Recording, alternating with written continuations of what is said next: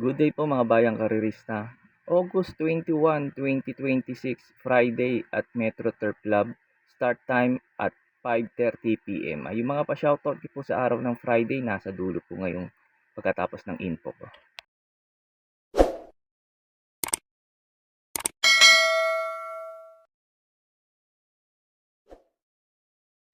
Start na po tayo, race number 1. Start po ng first pick 5. Races 1 to 5. Distance 1,200 meters. Sa araw po ng Friday, bali 8 races tayo, kaya yung start ng race number 1, pick 5 po kagad. Race number 1, eto pang-primera ko, numero 4, Dark Light. Eto last run nito, na-scratch lang to. Inaasahan na po forecast kay Tabigat, kaso nga na-scratch. Pero yung bago ma-scratch to, yung sumunod, yung bago yung laban niya na yun, sumigunda to kay Litigate. Kaya tingin ko, ngayon medyo lamang siya sa grupo. Kaya tingin ko sa mga nagtitipid at kulang sa puhunan, tingin ko pwedeng solohin to. Numero 4 na to, Dark Light.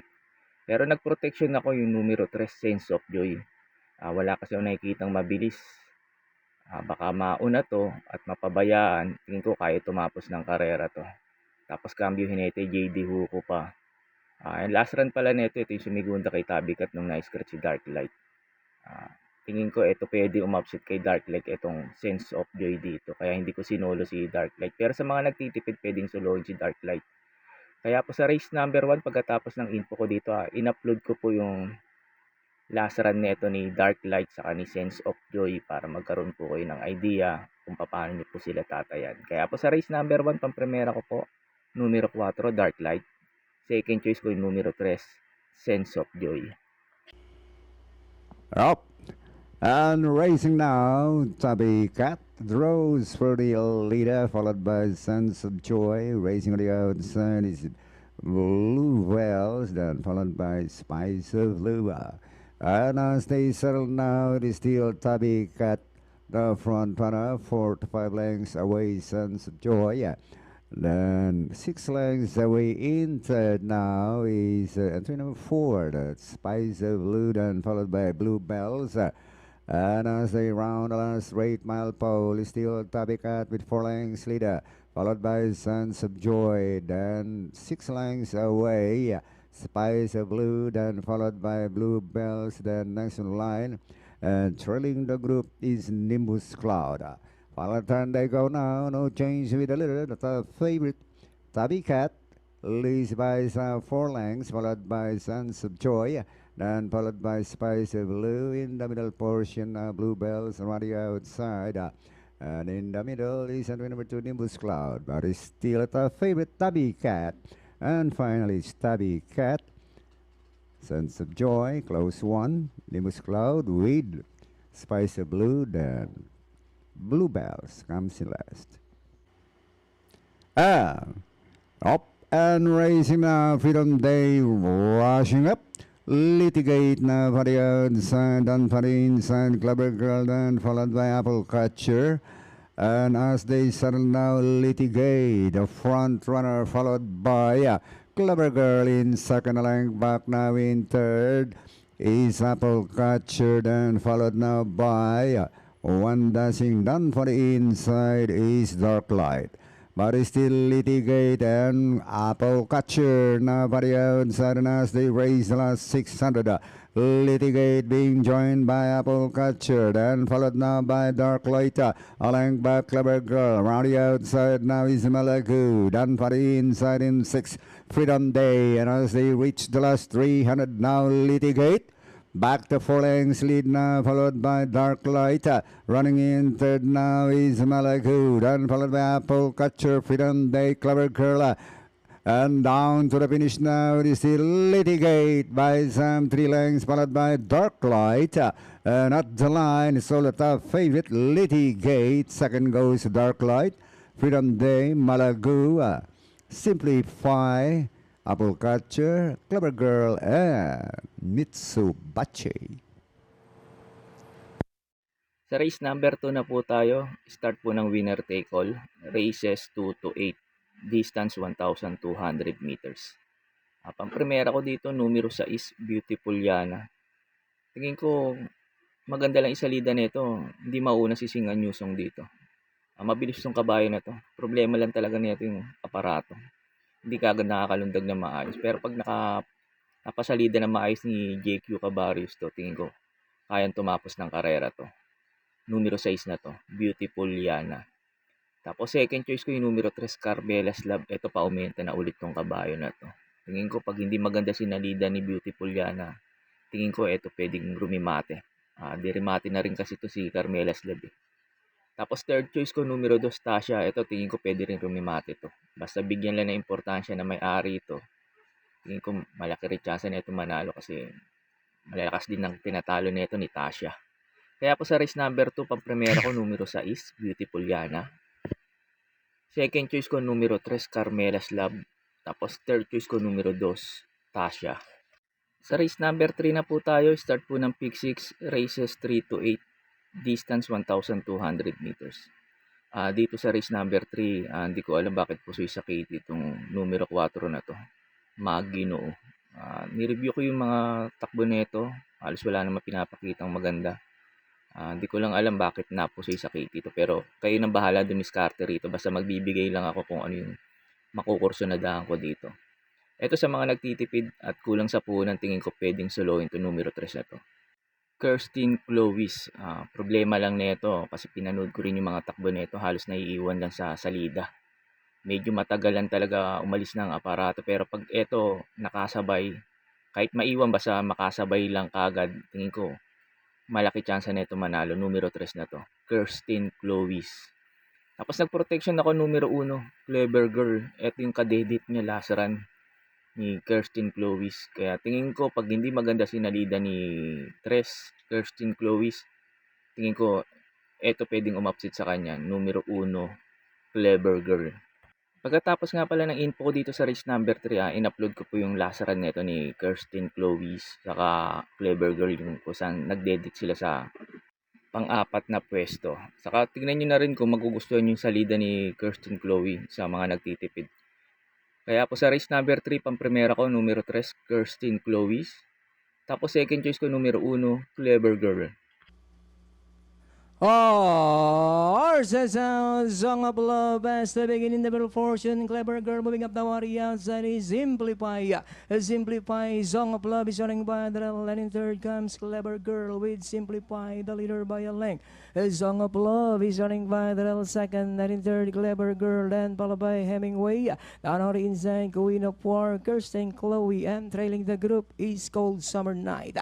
Now we have Song of Love, the leader by Hapalang, on the outside is Simplify, and in third position now is a Hemingway. Down on the inside port is Cold Summer Night. On the outside is number 7, that is Clever Girl. Let it still a Song of Love by Hapalang. On the outside Simplify, Hemingway trying to get closer on the outside third, but Song of Love still in front. Simplify on the outside, Hemingway in third position. Then comes Kirsten, Chloe, and Cover Girl, and it's still a Song of Love, this time by about 3 lengths. On the outside, Hemingway in the middle portion is Simplify, but it's still Song of Love, Hemingway, Simplify in the middle portion, and it's still Song of Love, and finally Song of Love. Second is Hemingway, then comes 8, Simplify, close, Clever Girl, Kirsten, Chloe. Sa race 4 na po tayo, start po ng second pick 5, races 4 to 8, distance 1,200 meters. Dito po sa race number 4, pag may mga kursunada po kayo, lalo na't mga dihado, dagdag nyo lang po. Kasi itong couple entering numero 6 na to, Arcturus, saka 6A Mount Pia Payungan, ito para po sa akin dito sa race number 4, susuluhin ko na po to. Arcturus, tingin ko mag-aabang lang to kasi nga yung 6A ang magaling dito, si Mount Pia Payungan na isang dibanderang kabayo at disunod na kabayo. Kaya tingin ko, eto magaling dito yung 6A. Itong 6A na to, si Mount Pia Payungan, bago pinahinga to, galing din sa panalo to, tapos nag-barrier to, nakapigil lang. Halos hindi naman binigyan ni JR de Ocampo to. Kaya tingin ko medyo bumaba pa yung laban niya ngayon, kaya tingin ko lamang na lamang tong 6A na to, Mount Pia Payungan dito sa grupo na to. Pagkatapos nga pala ng info ko dito, in-upload ko po yung barrieran nito ni Mount Pia Payungan para magkaroon po kayo ng idea kung sosolohin niyo po ba tong couple entry na tong Arcturus saka 6A Mount Pia Payungan. Kaya po sa race number 4, tong couple entry numero 6 Arcturus at 6A Mount Pia Payungan, para po sa akin, sosolohin ko na po. They're up. Save My Savings throws for the leader, followed by Mount Pia Payungan. Well, Blown Away is running last. Halfway down the travel now, Save Me Savings. Racing on the outside in the center is Mount Pia Payungan. Then 4 or 5 lengths away to Blown Away as they race the last 600. Save My Savings still in front. I like back to Mount Pia Payungan, but still Save My Savings. With 2 lengths lead over Mount Pia Payungan and Blown Away as they hit the last 400 now. Save My Savings racing on the outside and down from the inside now is Mount Pia Payungan and Blown Away. Final turn is Mount Pia Payungan and Save My Savings. And remains in third is Blown Away. And down to the finish now is Mount Pia Payungan. Now takes the lead over Save My Savings and Blown Away. And finally it's Mount Pia Payungan. Save My Savings, Blown Away. Sa race number 5 na po tayo, start po ng pick 4, races 5 to 8, distance 1,200 meters. Ito ulit sa mga nagtitipid at kulang sa puhunan. Tingin ko pwedeng solohin tong couple entry na to. The Best of My Love saka 2A Calendar Girl. Tingin ko wala nang paunahin to si The Best of My Love kasi mabilis na kabayo to. Bigyan lang na importansya na may-ari to, tingin ko wala nang paunahin to. Itong The Best of My Love. Tapos may couple entry ka pang isang dirimate at disunod na kabayo na Calendar Girl. Kaya tingin ko sa mga nagtitipid medyo lamang tong couple entry na to. Tapos tingin ko pwede na rin tumalo yung couple entry numero 5, Save My Savings saka 5A Veterano. Tingin ko yung hahabol yung Veterano kay The Best of My Love. Tapos yung Save My Savings tingin ko mag-aabang lang to. Yun lang tingin ko sa laban na to sa race number 5. Kaya po sa race number 5, pampremera ko po couple entry numero 2, The Best of My Love, 2A Calendar Girl. Tapos yung panigundo ko yung 5, Save My Savings saka 5A Veterano. Sa race number 6 na po tayo, sa last DD plus 1, distance 1,200 meters. Dito sa race number 6, mas pinili ni RA base sakyan si Miss Peacemaker kaysa kay Lucky Mama. Kaya tingin ko mas may inam si Miss Peacemaker. At tingin ko baka maka-4 na dikit na panalo na ngayon to. Kasi naka-3 dikit na panalo na to si Miss Peacemaker, wala pang talo. Tingin ko kayang umapat to. Kaya pampremera ko to, numero 1 na to, Miss Peacemaker. Tapos ang ganda position niya, baka walang paunahin to kasi mabilis na kabayo to. Tapos second choice ko na rin yung numero 6, Lucky Mama. Tingin ko ito pwedeng makalaban ni Peacemaker. Kaya po sa race number 6, pampremera ko numero 1, Miss Peacemaker. Tapos second choice ko numero 6, Lucky Mama. Sa race number 7 na po tayo, sa last double, distance 1,200 meters. Pampremera ko dito yung numero 6, Golden Petita, saka 6A Primero Soldado. Tingin ko kasi baka maghabulan si Tenacity saka si Axis Deviation sa unahan. Tingin ko mag-aabang lang tong couple entry na to parehas, yung Golden Petita saka 6A Primero Soldado. Baka pumabor sa kanila.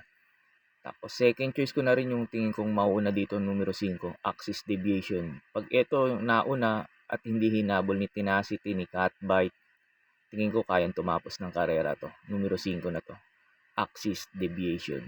Kaya po sa race number 7, pampremera ko po couple entry numero 6, Golden Petita.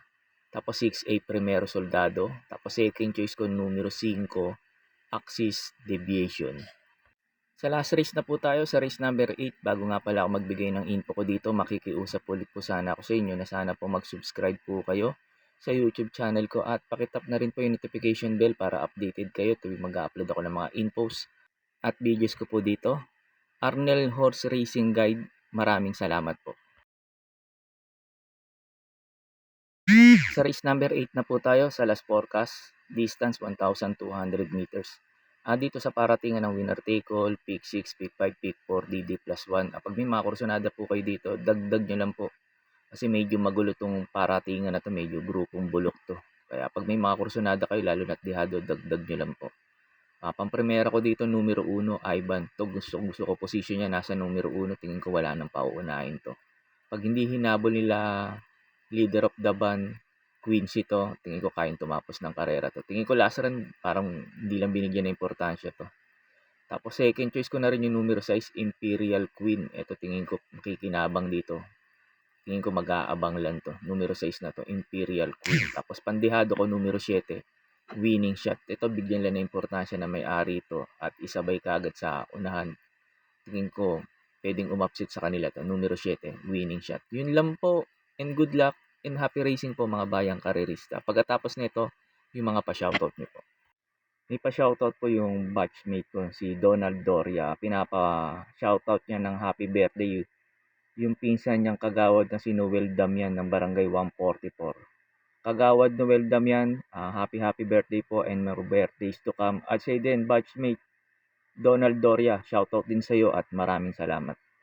May pa-shoutout po si Sir Manuel Tandes, pinapa-shoutout niya lagi yung pinsan niyang si Boyet Flores at yung kumpare niyang si Roby Santos. Sir Boyet Flores at Sir Roby Santos at Sir Manuel Tandes, shoutout po sa inyong tatlo at maraming salamat po.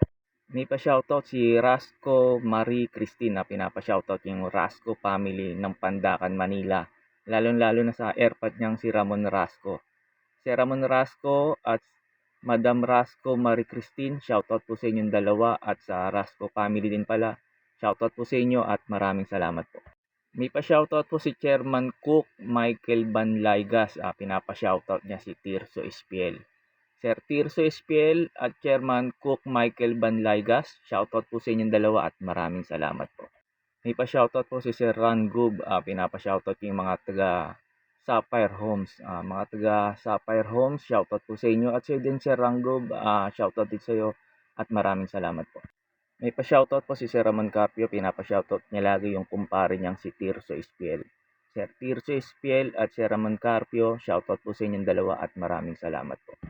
May pa-shoutout po si Donna Marie Alcantara from Antipolo City. Pinapa-shoutout yung kaibigan niyang ate niyang si Seni Lopez na nasa Pasay. Shoutout po Madam Seni Lopez at Madam Donna Marie Alcantara. Shoutout po sa inyong dalawa at maraming salamat po. Shoutout po sa inyo, Sir Alfonso Jurado Jr. Sir Alfonso Jurado Jr., shoutout po sa iyo at maraming salamat po. May pa-shoutout po si Sir Crisanto Tagakay. Pinapa-shoutout niya mga kaibigan niya na taga-Pasay, sila Andrew, Alea at Madam Seni Lopez at yung asawa niya na si Kuya Batik Lopez. Shoutout po sa inyo dyan, mga taga-Pasay na kaibigan ni Crisanto Tagakay. At sa din Sir Crisanto Tagakay, shoutout din sa iyo at maraming salamat po.